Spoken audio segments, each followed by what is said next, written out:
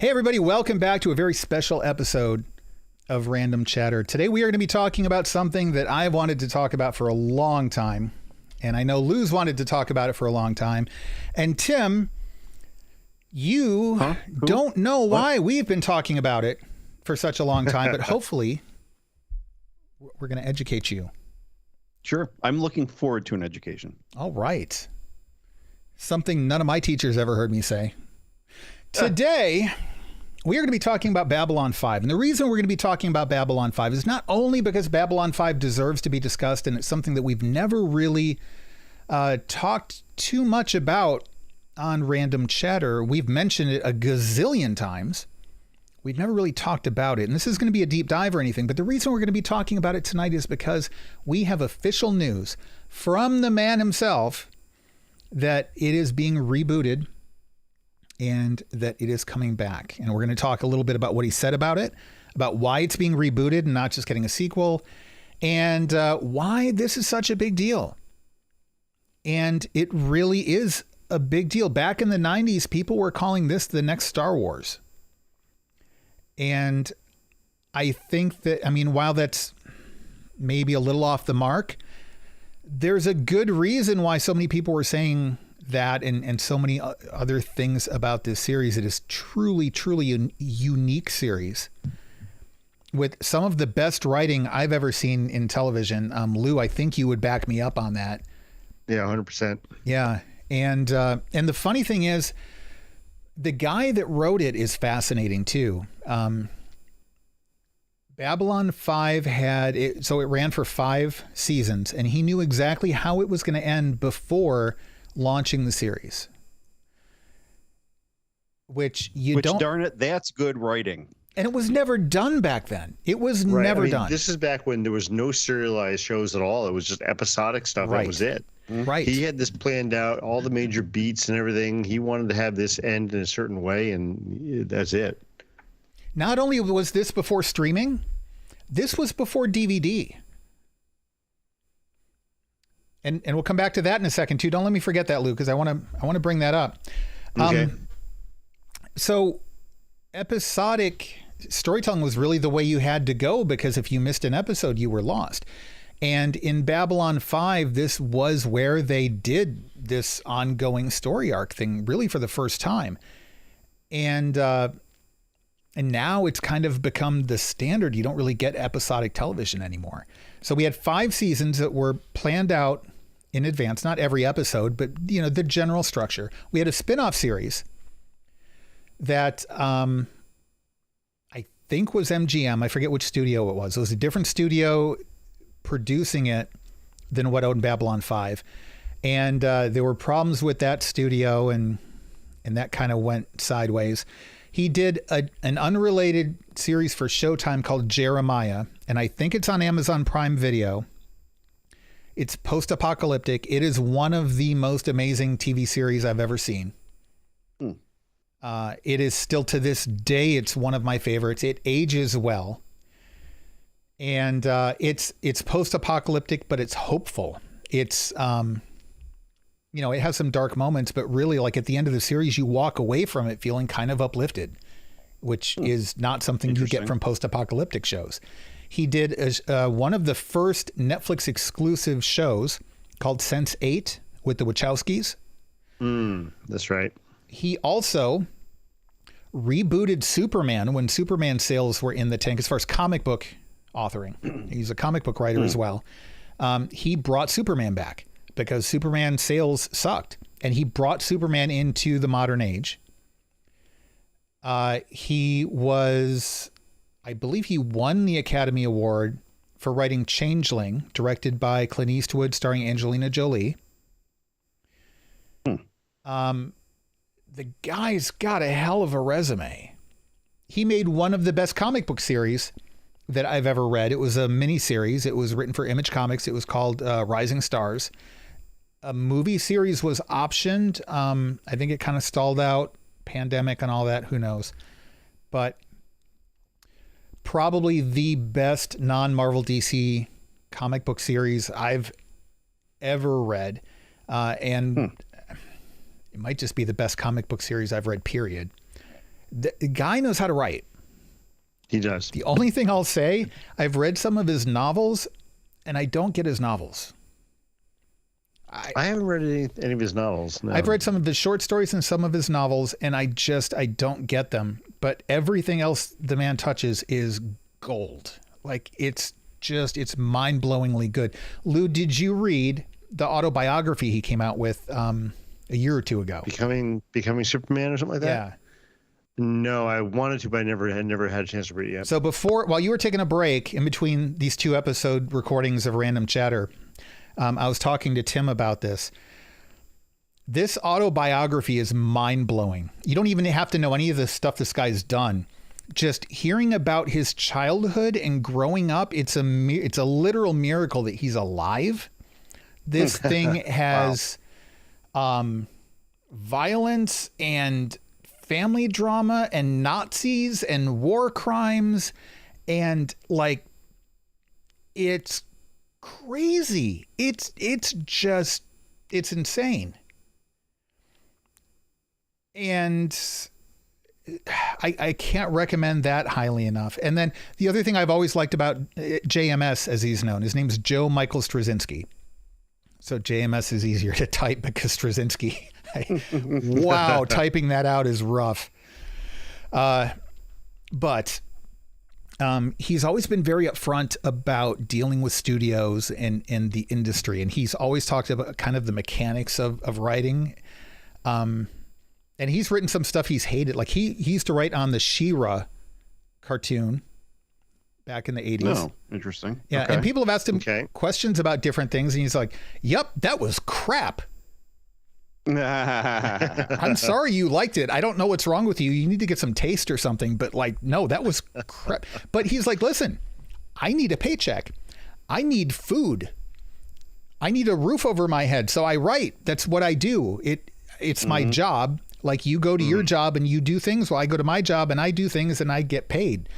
And he talks about, people have asked him, have you ever had writer's block? And he's like, no, it's not a thing. Like, if writer's block is something that people think that is a thing, and it's really, they don't understand. Like, if you think you have writer's block, you just need to do this, this, and this. And 100% of the time when people do that, they get out of the writer's block because, and he gets into this whole explanation of, he's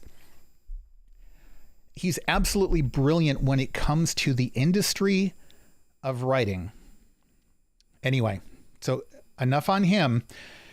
He's bringing Babylon 5 back, and there were supposed to be, so there was a spinoff series called Crusade, and it was supposed to set up this whole big, huge, epic story arc, and it didn't get to. So then he was going to do a theatrical release later on. I think set during the Telepath Wars. That fell through. And now it's at the point where half of the cast have passed on. Mira Furlan, who's in Lost, she's passed on, fairly recent.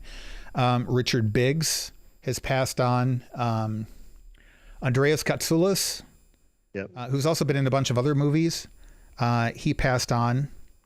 I think Jerry Doyle, who played Garibaldi, I think he passed on. Oh, really? Oh, okay. And then,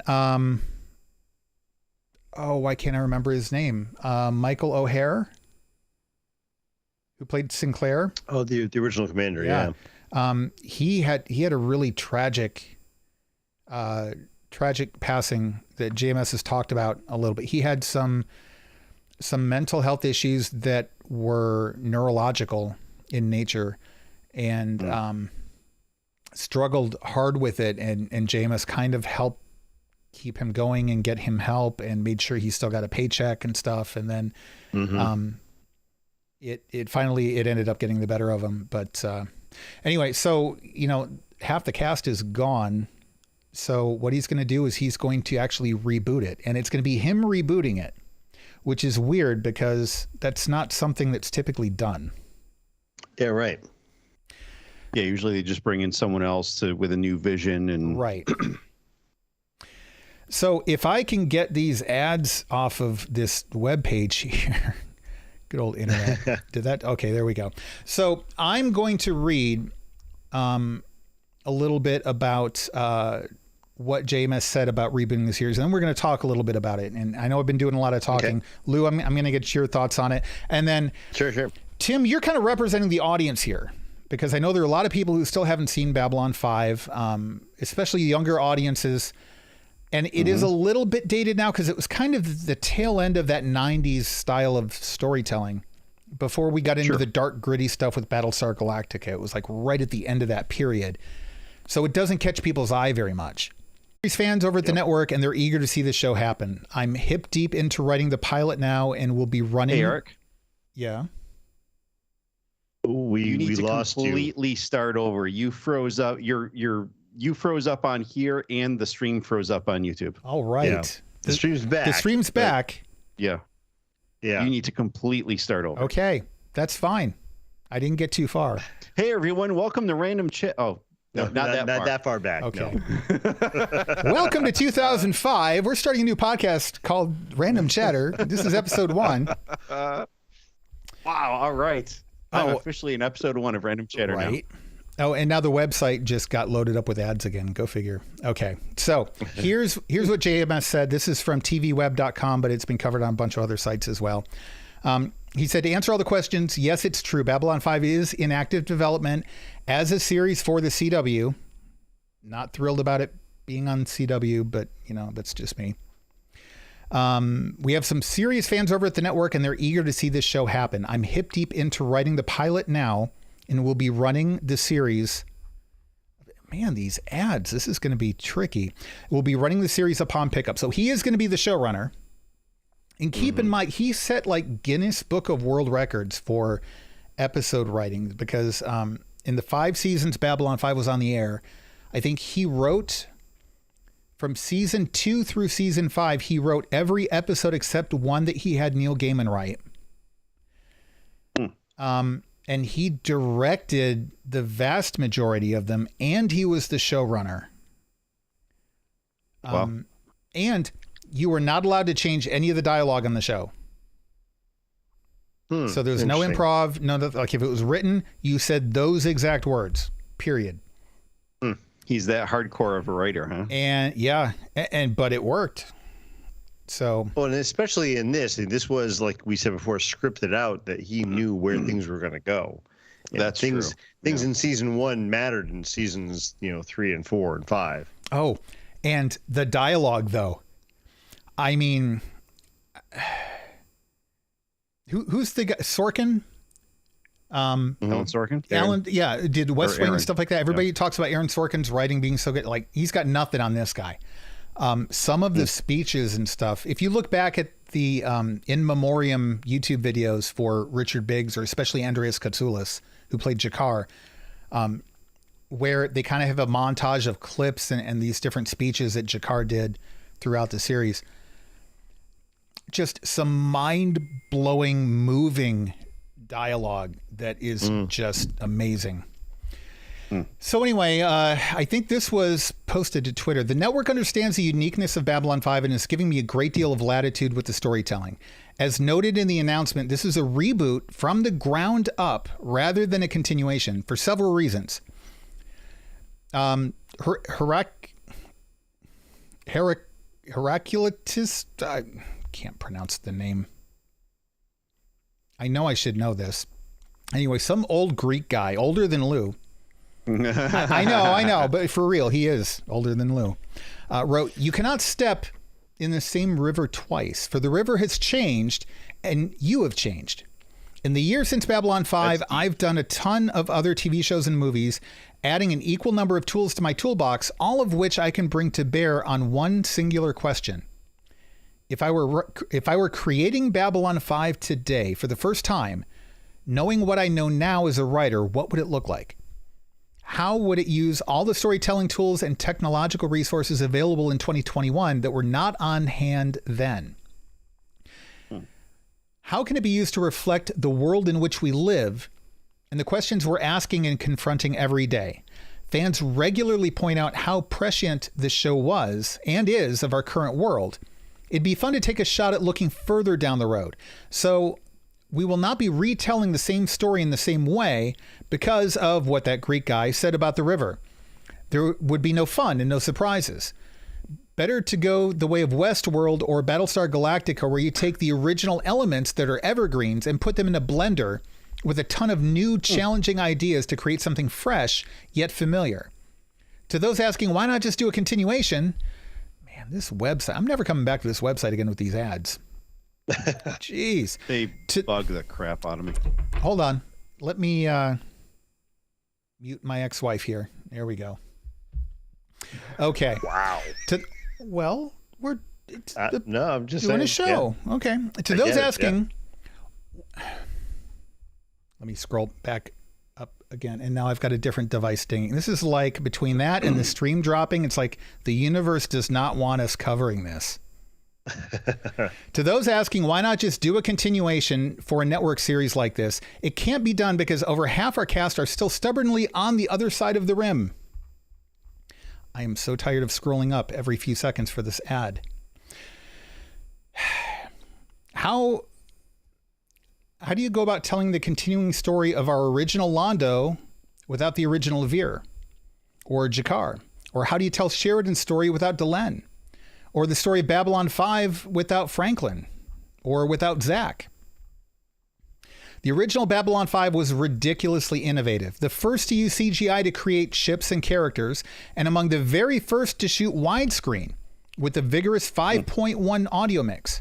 Most of all, for the first time, Babylon 5 introduced viewers accustomed to episodic television to the concept of a 5-year arc with a pre-planned beginning, middle, and end, creating a new paradigm for television storytelling that has subsequently become the norm.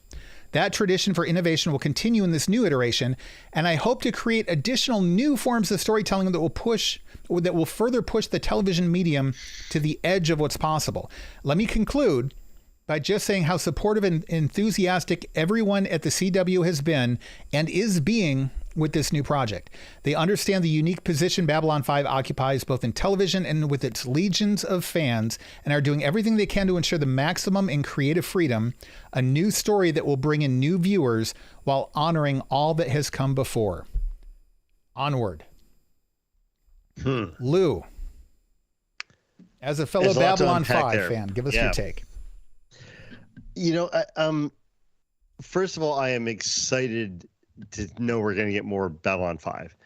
I'm not even concerned. I'm curious as to how they're going to do this reboot, you know, of a story that it's not like you're rebooting Battlestar Galactica, which the reboot was good. It worked great. It was set in the same esque universe, but continued.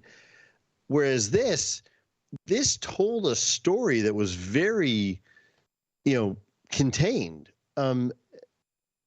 What's Babylon 5 without the story of Babylon 4 and, you know, the Shadow War and all the ins and outs of what was going on between, you know, Earth government and the Mars government and, you know, all the other major races that are you know, vying for power or, you know, at least obtaining a place on the space station. So, you know, how do you tell that story? Because that story is the heart of what Babylon 5 was. Right. How do you do a retake on what that story is? I mean, I'm curious. I'm just really curious of what he's going to do with this. I'm sure it's going to be fantastic because he's a great writer.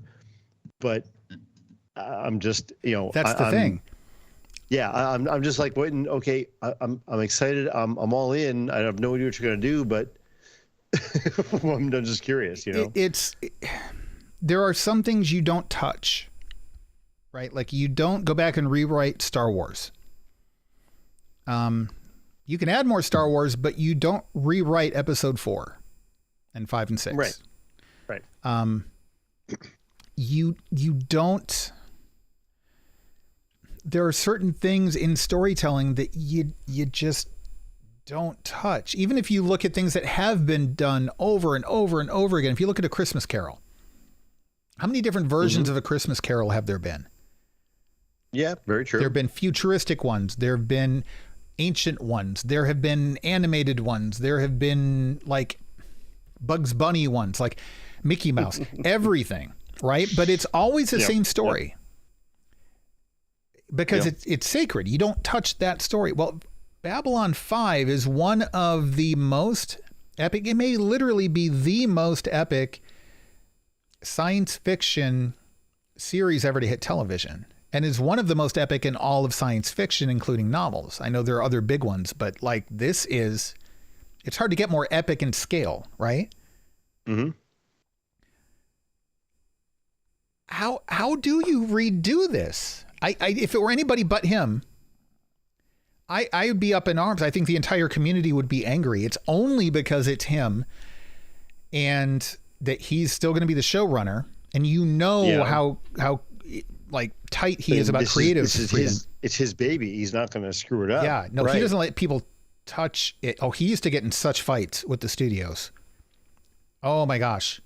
Some of the stories that you get on the internet, it's crazy. Yeah, and it was that whole kerfuffle when it was a 5-year plan. He had gotten sign-on for 5 years, and then they went to 4 years. And it was, okay, scrambled to try to get the whole story told, and then it was picked up by, but I forget what network picked it up after that. But he got to season 5, but he already changed season 4 to make it so it would close out. And couldn't close a contract with one of the actresses. Right. All kinds of stuff going on. But he filmed, so he, real quick to that point, he filmed the season 5 finale at the end of season 4. And they didn't know if they were going to get picked up. And when they got picked up, he bumped that to the end of season 5. He took the premiere of season 4 and made that for the finale. The premiere episode of season 5 made it the finale for season 4. Like, that's how close to the wire they were on that renewal. Mm-hmm. Yeah. So, I mean, I'm curious to know if he's going to tell the same story just differently. I mean, is it going to be the whole Shadow War and the coming of shadows and, all the points that he hit in that original 5-season series? Are we seeing the same stuff? Are we seeing it from a different standpoint? I mean, we're going to have the same characters. We're going to have the same thing. But, even down to the point where, and I don't want to, I mean, it's been out for many years, but I want Tim to watch the original series before the new stuff comes out. I'd love to get Tim's take on it as it goes through. So I don't want to spoil stuff that happens because, I mean, there are a lot of spoilers in this, that are like not shock moments, but, oh, okay. I see where that came from type thing. And are we going to get those kind of things? And how do you write the same story now that we all know the story and still keep us intrigued? Yeah.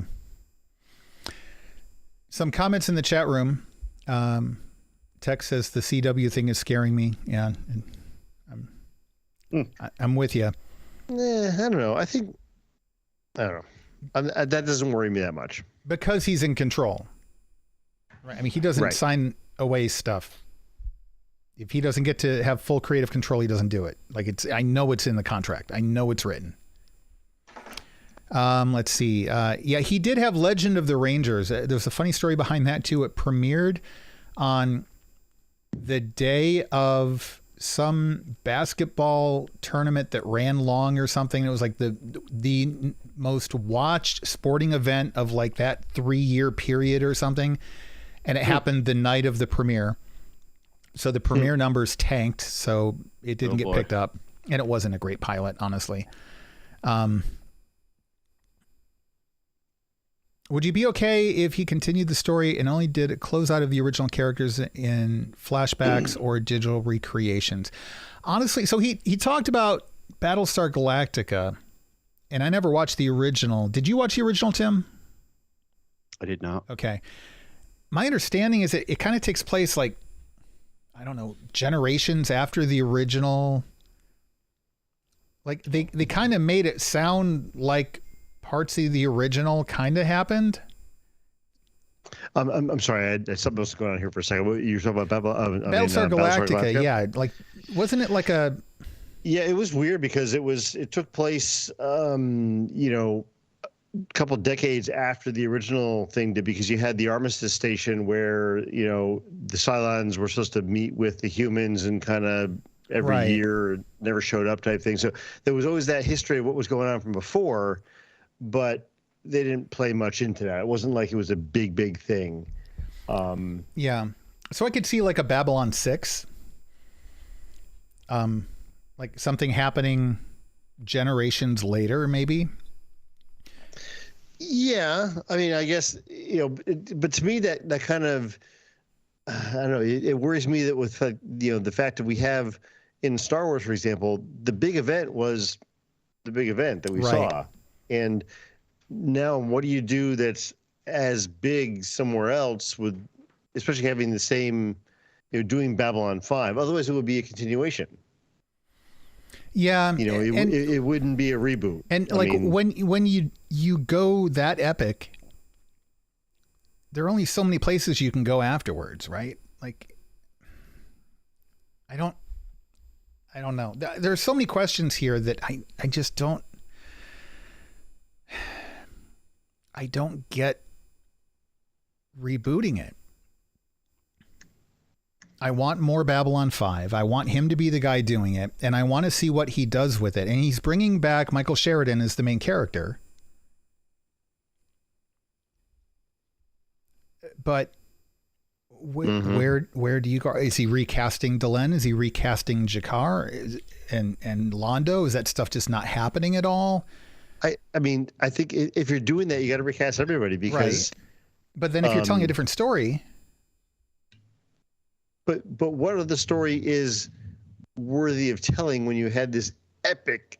I mean, the Shadow War was a war that was fought 1,000 years ago, and in fighting it now, and I mean, there's so many epic things going on with that. What else is going to be as intriguing? Yeah. Oh, we had the other thing going on around the corner with the other guys. That was the other little thing there. It's got no weight to it. It's got to be the same story because that was just so epic. I mean, you're not going to tell the story about, John Sheridan when he had, first becoming a starfighter pilot. Right. What are you going to do with that? So, Lou, how do we get people like Tim to go back and watch the original Babylon 5? Which, by the way, is on HBO Max and has been remastered. I'm rewatching it right now. I'm on season 3. Is it holding up? Oh yeah. Yeah. I think I still think it's some of the best television, the best sci-fi television out there. And there's so many. We talked about the writing before. The writing is just so brilliant for how they write. Like I love the way he wrote Veer and Londo, and how their interaction was. And it was like, these are two guys that are, good actors in themselves. Yeah, Veer, who's good. Who played Veer? What was his name? Stephen Furst. Stephen Furst. Who went on to become a director. Oh, that's right, he did. Yep. But he first thing I've ever seen him was Animal House. So he's got some comedy chops, but he wasn't really a comedian per se. But he delivered some lines that were just so perfect for a non-human, in this show to say that doesn't get what's going on with humans. There's that one, he had one line, it makes me cry every time, about they're talking about being annoying creatures, that feathers and this and that, and being cats. Yes, cats. They were cats. It's just the way he delivered the line was like, I can see how a non-human would just get that wrong in his head of, oh yeah, that was what they're talking about. And pecked to death. They have feathers and they bills. And cats are so annoying. Cats, yeah. And it was just he delivered it so perfectly. It was like, that's the kind of thing that was like just so good about the show. The actors were fantastic. The stories were great, and the writing was just perfect. Yeah. Veer, you moon-faced assassin of joy. And one of the interesting things too is every single one of the characters had a 5-year arc. Like, you had people that started out as bumbling idiots who would become emperor. You had another person who started out as a terrorist who would become a religious leader. You had another guy who, like, just every character went through their own epic individual arc. And there were visual changes for most of these characters as well. But then just the scale of the story was just also crazy. If you do go back and watch it, Tim, the general consensus is that the first season's a little rough, and there are some episodes that are a little rough. TKO is one that comes to mind. Grail was a little rough. First season was a little rough to begin Ground with. Pounders. Yeah, but I didn't mind Ground Pounders. I mean, it was okay. I didn't care for Death Walker from season 1. That was kind of yeah. And even the pilot was a little rough too. There were some big changes made after the pilot, some casting changes and stuff too. Well, there was the pilot, and there was also the movie they remastered. Well, I'm talking about the movie as the pilot in the beginning. Okay. No. Okay. Yep. No, The Gathering. The Gathering. I'm sorry. In the beginning is a prequel movie. Yeah, there were 5 movies too. 5 made-for-television movies. Some were good, some were so. Don't worry. These much were all about those. part of the main series. Yeah. Not required. So they didn't delve into the main storyline, but they dealt with some stuff surrounding it. Yeah. Even The Gathering, the pilot movie, you could get away with not watching it. Okay. Some of the prosthetics for the aliens changed. Some of the casting changed.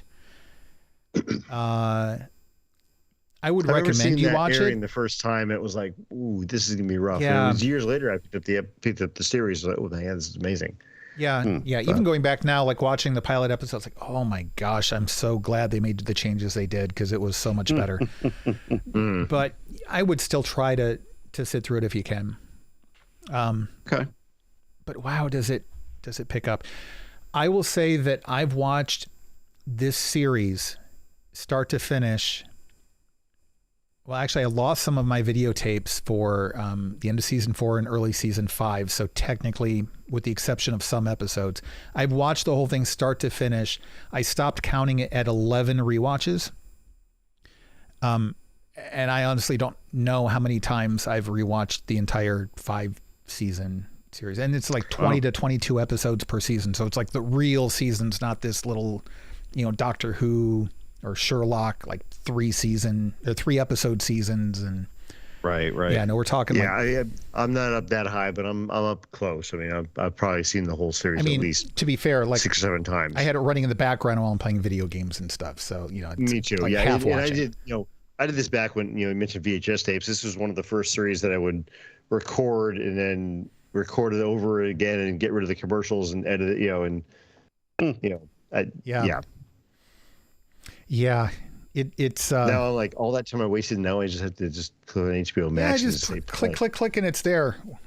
Another funny thing too is JMS does not get a penny for any of that. All that work he put into it, he drove himself to the point of exhaustion. You've heard stories about George Lucas in the original Star Wars movies and like needing to be hospitalized and it destroying his marriage and etc.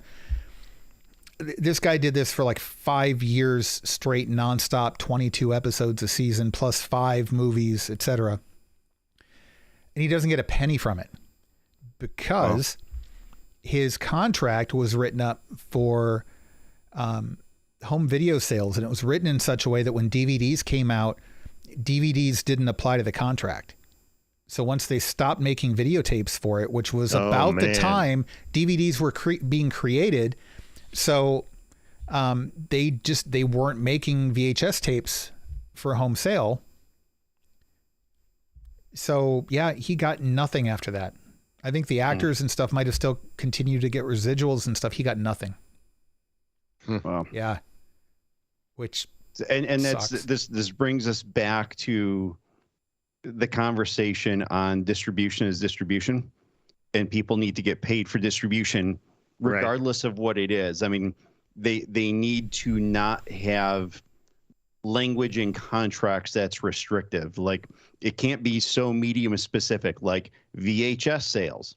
Oh, well, but then it comes out on DVD. Sorry, buddy. Yeah. You're out because your contract doesn't say DVD.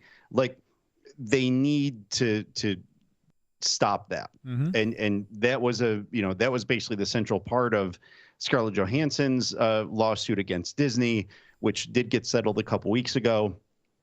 And, because her contract didn't account for streaming as a distribution. It was only box office. So, I mean, the technology was one certain way for literally generations.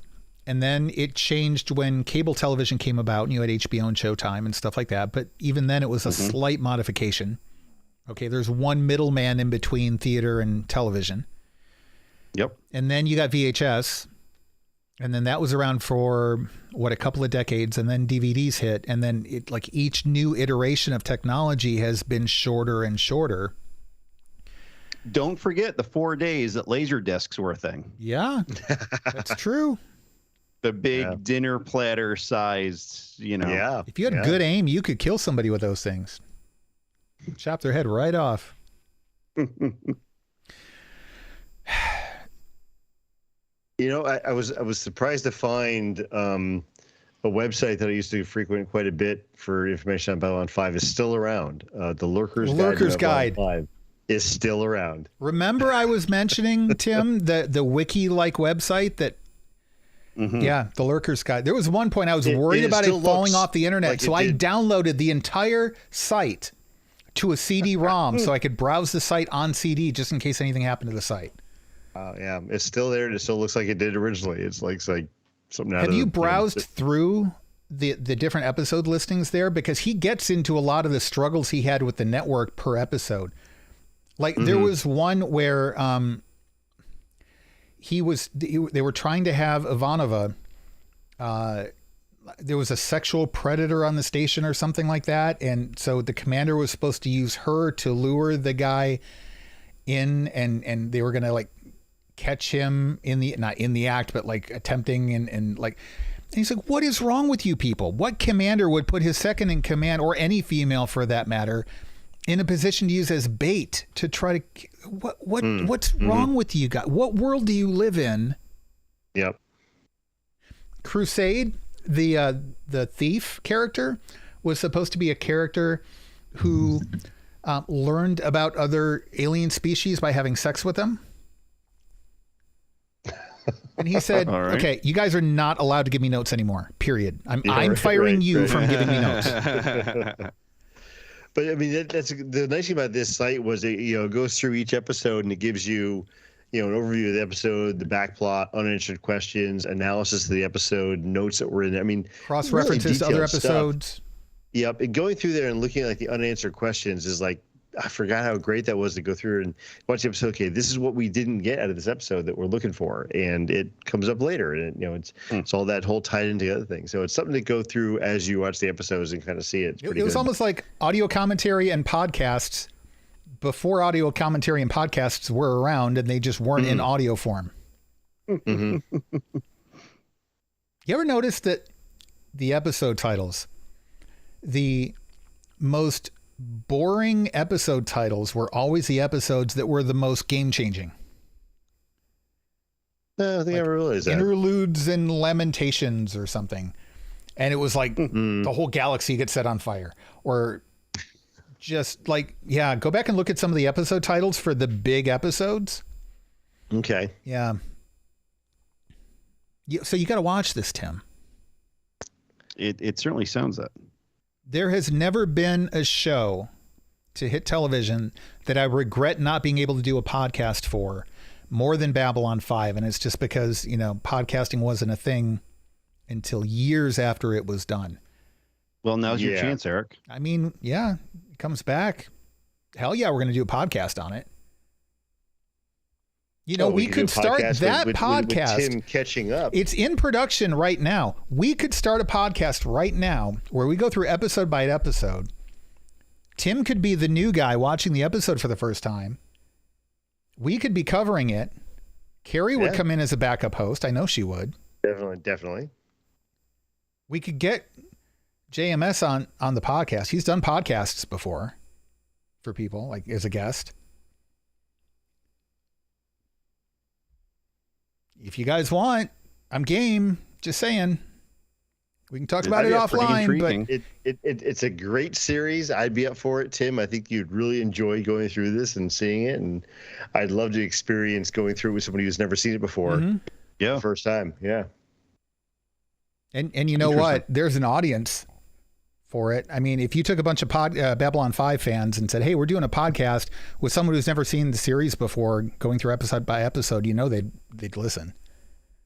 Well, Joe in the chat room just said do it. Yeah, built-in audience.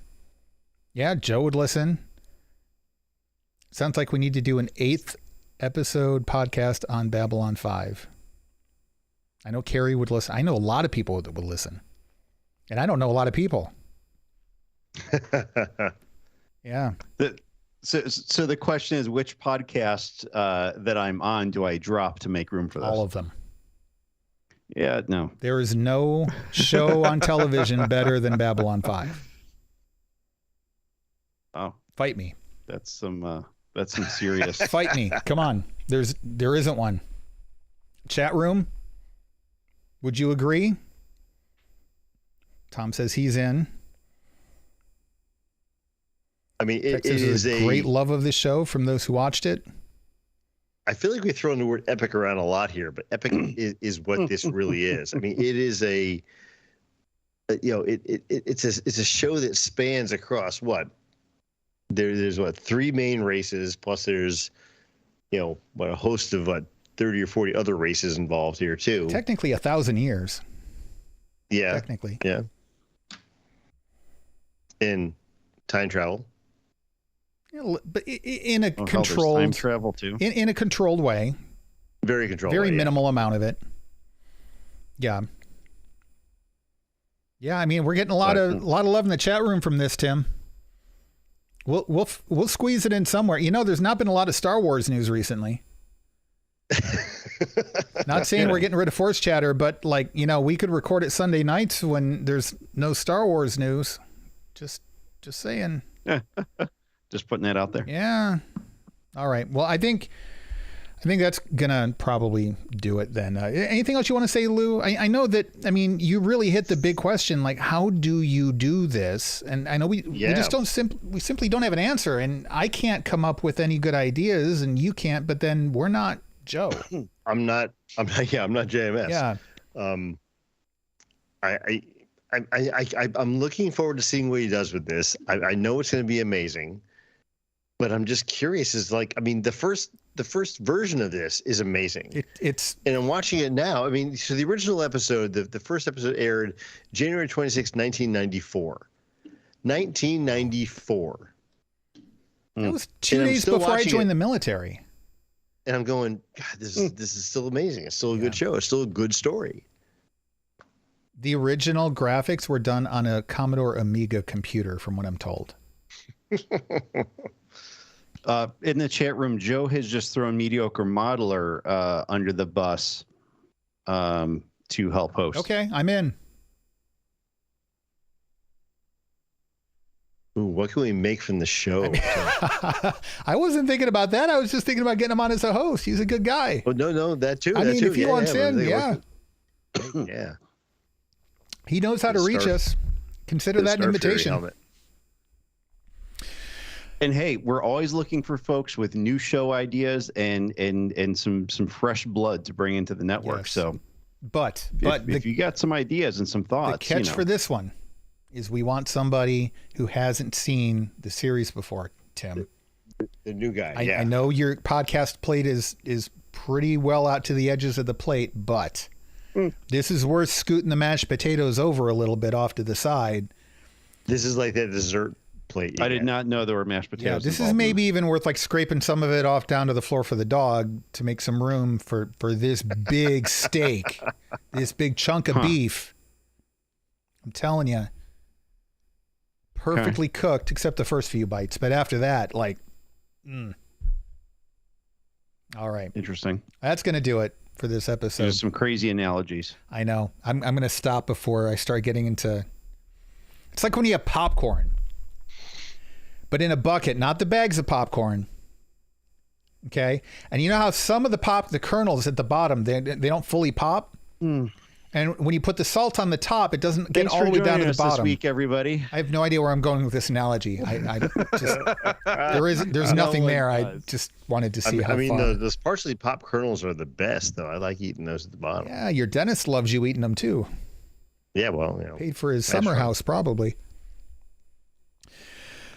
Okay, well, that's going to do it for this episode of Random Chatter. We would love to hear from you in the comments below if you're watching this on YouTube. And if not, go to randomchatter.com/YouTube. Even if you're listening to the audio podcast, you can cheat. Okay, we're not going to tell anybody. You can go to youtube.com/randomchatter and put your comments down below in this episode. And, maybe hit the subscribe and like button there too, while you're there. But we want to hear from you. Did you like Babylon 5? Are you interested in the reboot? And what do you think that they could do with a reboot that would rival the original? Or is this even a good idea in the first place? Let us know in the comments below. We are going to be back again next Sunday night, hopefully with Forced Chatter. Actually, you know what? We made a decision. I forgot about that, especially for the people here in the chat room. We're going to do an Ask Me Anything, an AMA episode of Forced Chatter next week, because it has been so long since there's been any news about Star Wars. It's going to be an AUA. AUA. Ask Us Anything. AUA. You can ask us about our personal experiences with Star Wars. You can direct it to a specific host like Tim. Why do you love porgs so much? I don't. You can ask us, what is the meaning behind the use of theology in the saga? Like, you can make it as deep or as shallow as you want.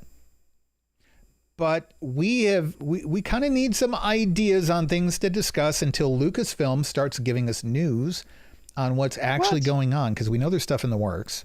There are rumors that are incredible that we just can't talk about yet.